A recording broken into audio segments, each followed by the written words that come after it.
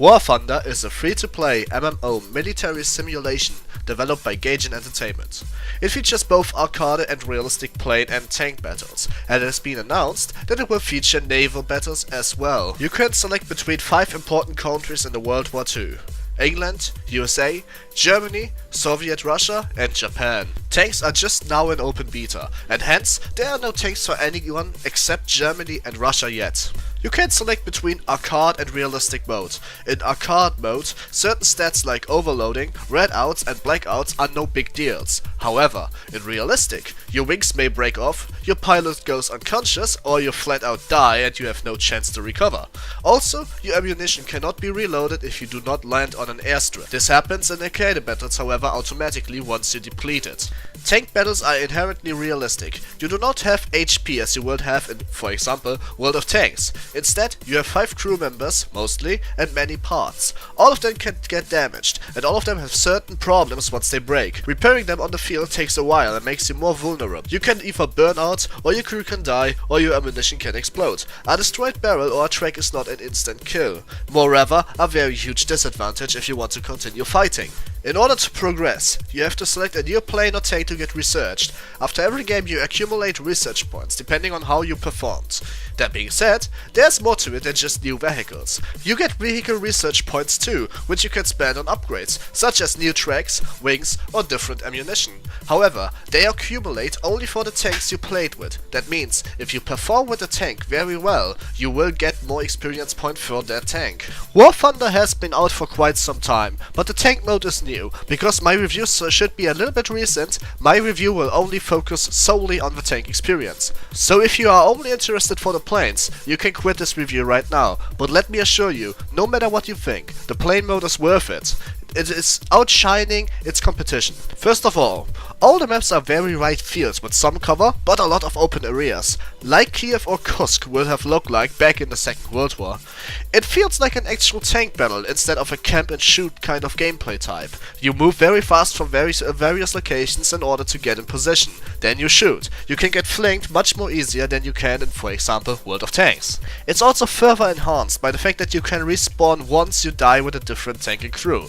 This enhances the fast gameplay and makes the battle feel more epic. Also, most of the tanks can spawn twice. That means, if you die, then you can spawn with the same vehicle and crew again. And I think I should lose a word about the crew. The crew has been existing in War Thunder as well for the plane mode. You use the same crew. So basically, if you have a very well trained crew from planes, you can use them for your tanks. As the crew, you have to level up, for example, stats as reloading or repairing, and basically those stats do transfer to tank battles as well, so that's nice. You don't have to get more crews or new crews, you just have to spend a couple of the in-game currency to make them learn how to drive tanks. But that's not a big deal really.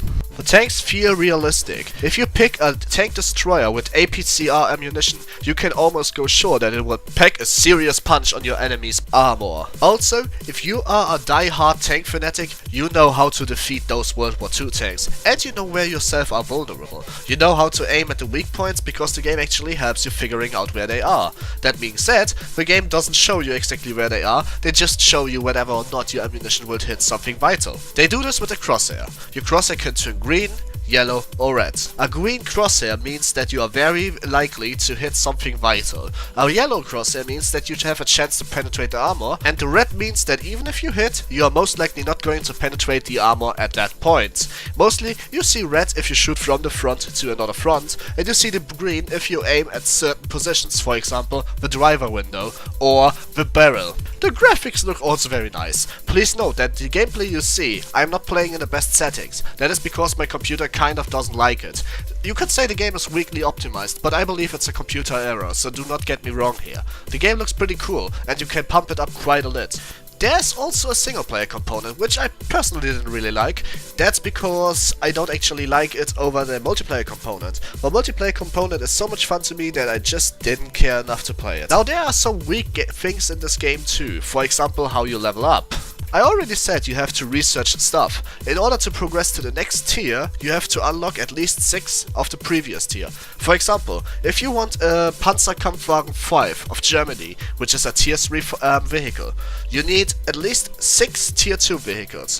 While you get more bonus experience if you play tier 3 vehicles and grind for tier 2 vehicles, chances are you still need quite a long time. For example, in order to get the second version of my beloved tank destroyer, I need a 1080 experience. I got around 500 to 1500 per game. A game takes an average of 10 to 25 minutes.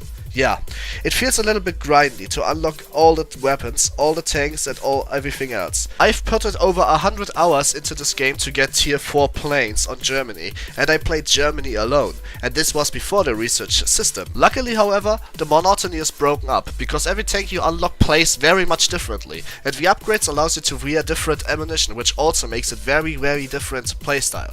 For some people prefer higher explosive ammunition, which doesn't usually penetrate armor, but still damage the outside. This could lead to easy explosions and crew knockouts. I personally prefer RPCR because I know where to aim, and I can easily destroy chains, tracks and everything else when I aim correctly. But except this grindiness, there's one more thing that bothers me, which is the fact that you sometimes die without a reason. That doesn't mean that you just go up in flames, but while you get very nice visual feedback what you did, you don't get visual feedback for what they did. If they hit a vital spot, you usually only read a message as a crew member has been knocked out or your barrel exploded. That's it. While it is not a cheat or anything unfair, you can definitely learn how to one-shot tanks, and you can do it just as well as other players. Just sometimes they are lucky shots. For example, if you drive and somebody penetrates your front, you are almost always certain to have an exploded barrel or an exploded ammunition chamber, which instantly kills you. Before I finish this review, let's talk about something else, the skill ceiling. As I just said, you can learn how to kill tanks very quickly, but you can also learn something else. Those maps are very wide, and as you may know, real tank battles are not always sit and duck. Real tank battles are usually about fast movements. In this game, it's not completely impossible to hit while you are driving. In World of Tanks, your weapon gets disordered if you try to aim while you are driving. However, that doesn't happen on War Thunder, so you can still hit. It's just not going to be very easy, because there's basically no roadmap.